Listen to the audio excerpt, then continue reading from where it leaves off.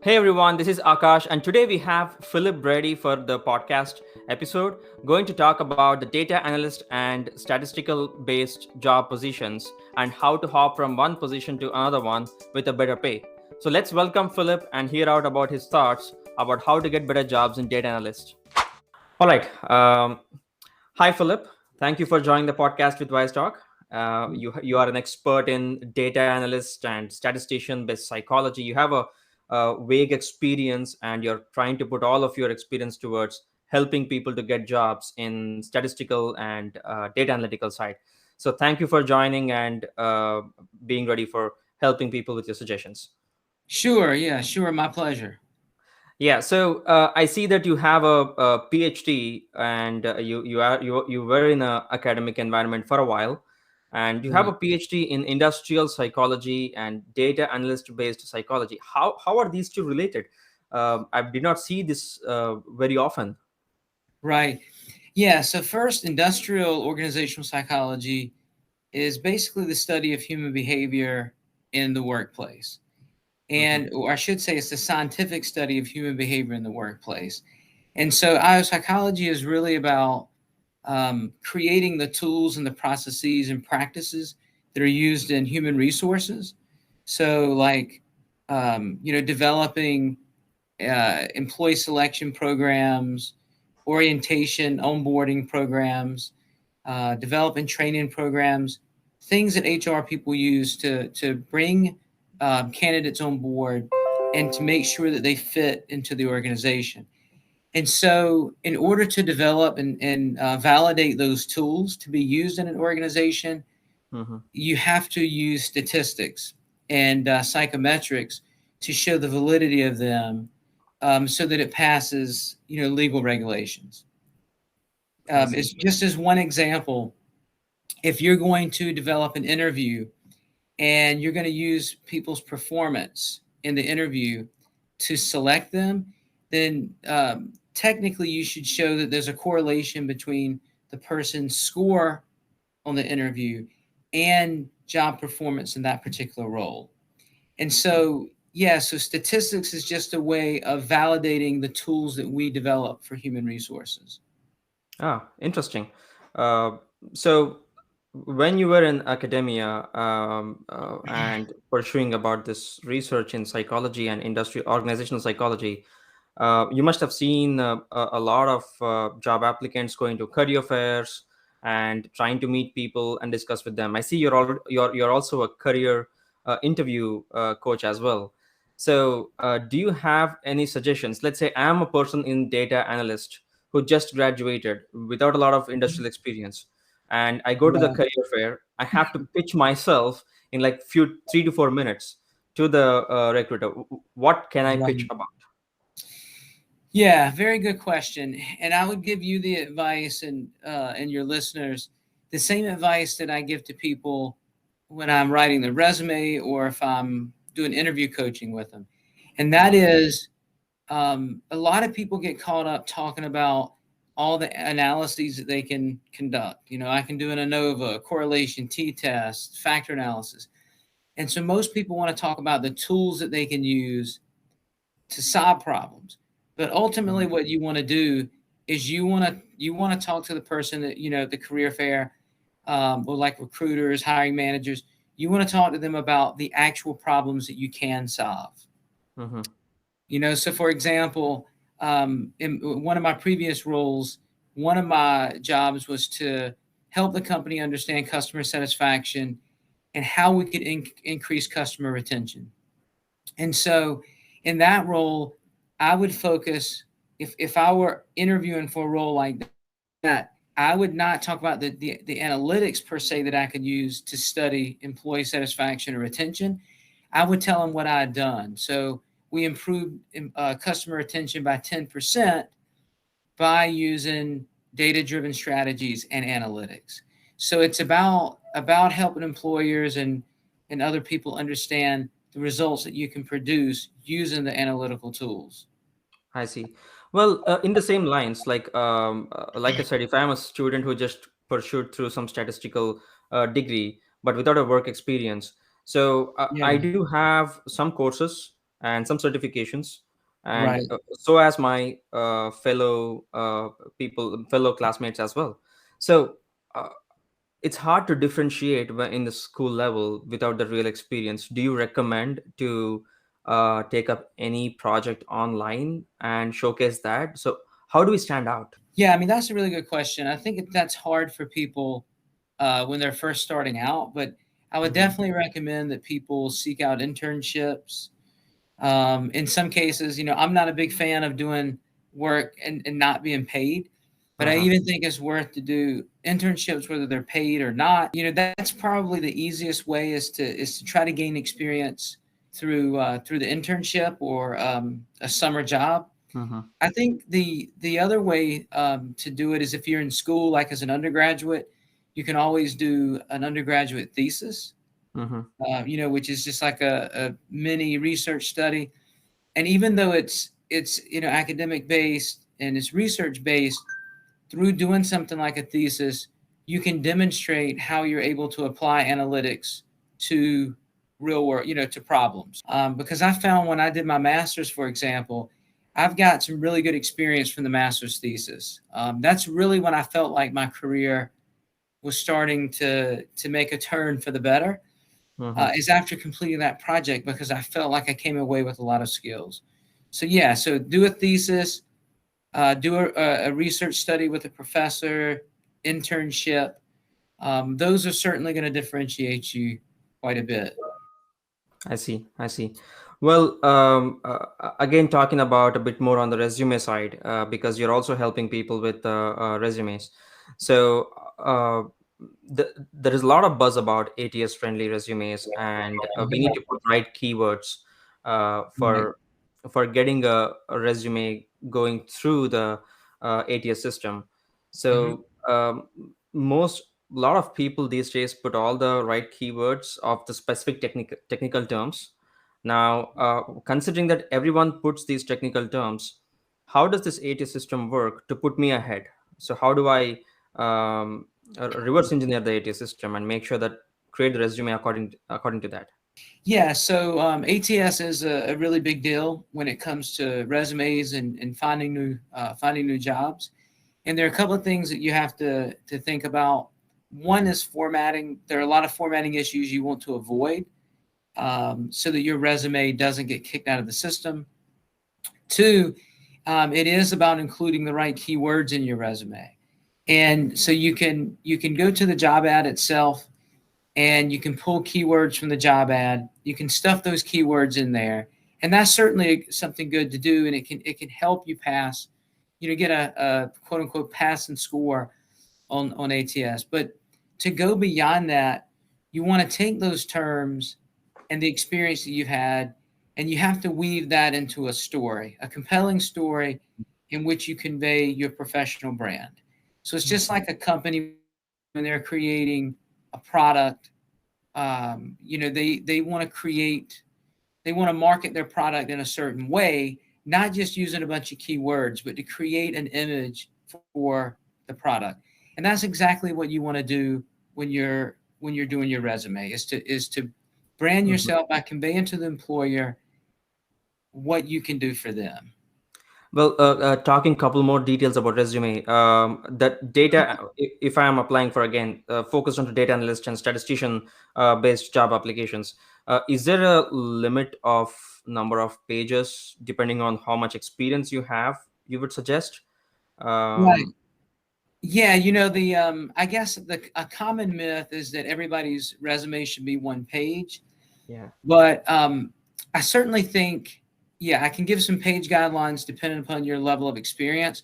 But I think the most important thing that you should rely on when you're trying to determine how many pages your resume should be is it should be driven by the fact of how much relevant content do you have to put in the resume. And that is, Mhm. don't put a lot of fluff in there. You want to get straight to the point and talk about your achievements. So let that be the driver. But having said that, I think if you're a college student and you're applying for your first professional job, one page is typical. Mhm. If you have been out in the workforce for 5 to 10, maybe even 5 to 15 years, I think 2 pages is pretty common. And if you've been in the workforce 15 plus years, I still see a lot of people that are able to get their achievements on 2 pages. Sometimes we do run over to 3 pages, though. If you're like a senior professional, or if you're at the executive level, if you're vice president Mhm. or CEO, it could certainly go to 3 pages. Well, another point about the interview, and which I think you are also helping people with the pay, right?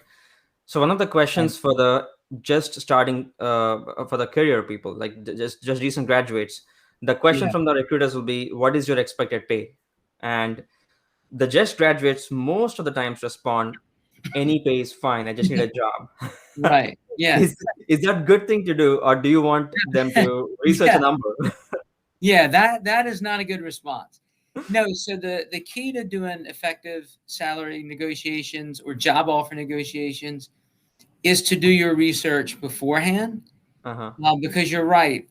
Typically, sometimes even in your initial screening, you will have somebody ask you what your salary requirements are. So you have to go into even your first interview with the company with armed with information so that you can deal with that question. And piece of advice before we get to the what the answer should be is it's really best to try to postpone answering that question to later in the process, because if you're asked that within the first 10 minutes of your first interview and you give a number that's, much higher, let's say higher than what they want to pay, they Mm-hmm. may rule you out immediately. So you want to postpone it until later in the process, ideally once you've been offered the job. But Mm-hmm. as far as, once you've decided to give the answer, I think your answer should be guided by the research that you've done. And I so see. ideally, you would go to a site like LinkedIn, Glassdoor, salary.com, PayScale, do research and try to find out what the market is bearing for that particular role. Mm-hmm. And so hopefully you can come up with a range. Maybe you come away knowing that the starting salary is between 60 and 80,000. I So see. then you go into the interview and you have a better idea of what the market bears and where you want to be within that range. So the key to answering that question correctly is having done your research. I see. So it looks like it also depends on the location where you're applying for and where you're working for. But that brings a small caveat in the remote working locations these days, because if a company is in California and if the candidate is interested to work from Middle East, then sorry, Midwest, then how Right. does the salary negotiation go? Like, do we negotiate from Midwest location based or California? How does it go? Yeah, that's a good question. I mean, I think in the past, because most people were working at headquarters, um, it wasn't as big of an issue. I think now, um, like let's say you're going to be based. I'll just use an example. You're based in New York City, but you're not. I mean, you're going to be working out of the New York City office, but you're not going to be living there. I think in the past, you would probably be judged based on where you were reporting into, Mm-hmm. like into New York, for example. Today, I think that's changing a bit because so many people are, beginning to work from home. Right. From what I'm seeing, and I think it's a little early, but from what I'm seeing, yeah, my impression is that companies are starting to look at where you're located Mm-hmm. and want to base your pay to some extent on where you're located. I see. And how often do you suggest people to hop around for a different job in data analyst? Because data analyst, it's growing exponentially than what we have seen like 10 years ago. Mm. More data, and they're using it for marketing and several purposes, health and also semiconductors. So how often do you recommend people to see, okay, you have 3 years experience or X number of years experience, then maybe you should start looking around. What is the average going on in the industry right now? Yeah, it's interesting. I did a like an unscientific poll on LinkedIn, and I Mm-hmm. asked that very question. Like, how often is it okay to change jobs? And I think the overwhelming response there was you can change. you shouldn't change any more frequently than 2 years, every 2 years. Mm-hmm. So I think, yeah, I think as long as you're staying in a role for 2 to 5 years, today that's considered pretty normal. Mm-hmm. And I do think that that's changed in recent years. Yeah, I would say definitely don't change jobs any more frequently than every 2 years. Mm-hmm. And personally, yeah, for me, I mean, you can change, like you can have a few jobs where you're changing every 2 to 3 years. At some point, though, I think you do want to stay at a company for 5 plus years, so that you can show that that you can make a longer commitment. Mm-hmm. But So, switching gears a little bit to the cover letter part, because data analyst and statisticians is in a one such a amazing roles where people can actually put their details in facts in the resumes Mhm. or cover letters. So, do you Right. recommend to fill a cover letter with all the factual details that my involvement in this company raised the revenue by X%, and how much do we need to fill with numbers and not to overwhelm as well? Right. Yeah. So before I answer that question, let me say this. So first, the resume is really where you want to pack your achievements in, and Mm-hmm. especially as a statistician, just like with any resume, really, the more quantitative achievements you have, the better. So definitely put those in your resume. I mean, for every achievement, if you can put a number with it, then you're gonna be better. Like, improve customer retention 10% by collecting data, customer data, and using analytics. Mm-hmm. For the cover letter, I would say keep that to 1 page. And in the cover letter, you want to briefly explain what position you're applying for, like why you're drawn to that position, like why are you passionate about it. And then you want to give just a couple of paragraphs or even some bullet points on what your top achievements are, in your past, that Mm-hmm. they kind of forecast how you could do in that new role. So you typically want to do like 3 to 4, no more than 5 bullet points that Mm-hmm. highlight your past achievements. It is important, though, in those achievements to include numbers, but yeah, you are limited to what you can include in the cover letter. I see. I see. Well, you do have a immense success rate of getting people into the jobs. So let's say if I am a 5-year experienced candidate looking for job change, and if I would like to get your help to get into a new job, what is the style going to be? Can you walk me through the stepwise procedure until I get into a new job? What is your style Yeah. of hopping into a new job? Sure. Yeah. So, yeah, basically, people come to me when they are looking to get hired, Mm-hmm. hire quickly, more quickly than what they can do alone, and to do it with less stress. So, the process that I use is really, you could group it into 4 steps. The first step is which is the most important step, to get your career documents in order. That is your resume, your LinkedIn profile, your cover letter, and potentially your biography, professional biography. Although that's more important for executives. But those are the 3 to 4 documents that you have to get in great shape. So I work with clients to transform their materials into something great, because those are the documents that you're then going to use to go out and sell your product. And in this case, your product is yourself. It's just like if you work for a company, if you're in a company and you're, in sales and marketing, you're going to put together some great collateral so that you can go out and sell your product. So that's the first step in the job search as well. Step two, I work with job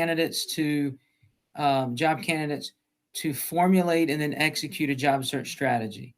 What I'm Mm-hmm. seeing a lot is that people, just like I used to be, most people want to rely on job boards. It's easy to, just send out dozens of applications a week. But I coach people to rely on LinkedIn and networking, Mm-hmm. because ultimately I think it's like 80 to 85% of jobs are found through networking. So that's the way most of us will find our next role. So I coach people through that process, get them to reach out to people, in their, in companies that they're targeting, Mm-hmm. get to know those people, and ultimately get those people to serve as a referral for them. If I know Mm-hmm. somebody at company X, And when I submit my application, I can notify them, and then they can also send a letter to my potential boss. That's going to go a lot. That's going to go a long way to have somebody internally that can refer you. And then, Mhm. once you have a good job search strategy in place and you have good materials, you're going to start winning interviews. And then, so the thing I do then is to help candidates prep for the interview and Mhm. go in and be able to sell themselves to the interviewer and the hiring manager. And so we work on a variety of different things, but really three things that you have to work on. You have to craft your winning message. You want to explain or demonstrate how you would be a good fit for that company's culture. Mhm. And you ultimately have to get the interviewer to like you. So you have to spark positive emotions in the interviewer. That's ultimately what it's about. They're not going to hire you if they don't like you. Right. And then once somebody has won a job offer or hopefully multiple job offers, I also work with them to then negotiate a good compensation package. I see. And yeah, so the last point I'll make about that, just kind of a tip, is it's tempting when we're negotiating for our new role to focus only on salary. I see people do Mhm. that a lot, and that's a mistake because if you make your job offer negotiation only about salary, it really becomes a haggle, like a zero Mhm. sum game where somebody's going to win and somebody's going to lose. So you Mhm. want to make your job offer negotiation about multiple issues, not just a single issue. I see. Well, that's pretty extensive. But one thing to add over there is some of the job interviews includes presentation about what you have done in the past. Mhm. So, do you also help your candidates to work on their presentation for giving in the interview? Yeah, so yeah, like you said, interviews vary. I think it depends on the nature of the interview, but certainly if a client has, like, if they have a presentation they have to make, or any particular task that they're given, because again, the tasks can be varied, then Hmm. yeah, I would certainly help them with crafting that presentation. Even if they don't have a presentation to make, I still help them craft what I call the winning message. And again, that goes back to what we said earlier. It's about explaining what results can you achieve through the use of collecting data and analytics. I see. So typically, with your clientele, about how many people you helped, typically, what is a hike you were able to achieve with the training you give to the candidates? Is it like a 10% hike than what they used to pay before? So how does those numbers look like? Yeah, that's a good question. And I say I don't have all the data on that because sometimes I work with clients who only want to do like a resume. I do their Mm-hmm. resume, they go off, and later I find out, a months they find a new role, and I may not know exactly what their salary is. I see. Or even if I work with them on interviewing, typically the only time I know what they're making is if I'm helping them with the negotiation. I see. Um, yeah, but in general, yeah, typically people are um, are making more when they go to that next role compared to the previous role. And I have to say that right now, people in general are doing very well Yeah. right now. And yeah, my experience has been they're making more as they move to their next role. Right. But let's say that from start to end, of course, you have a segments of services you help with, like resume writing or cover letter or just interviews. But you seem to have a complete ecosystem of end to end until they get into the job. How much time is this going to be allocated? Because if I'm currently in an existing company where I'm still working and I'm parallelly trying to put effort to prepare and for my next job, how much time do you think I'm supposed to spend through the process which you are mentioning? Right. Yeah, and that's a really good question. I think a lot of it depends on your urgency.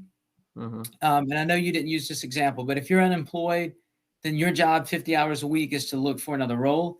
Right. But if you're in your current role and and you're really ready to get out, then maybe you're spending 10 to 12 hours a week. If it's not as big of a rush to get out of the organization, it could be 3 to 5. So I think a lot of that is driven by the person's goals and just the urgency.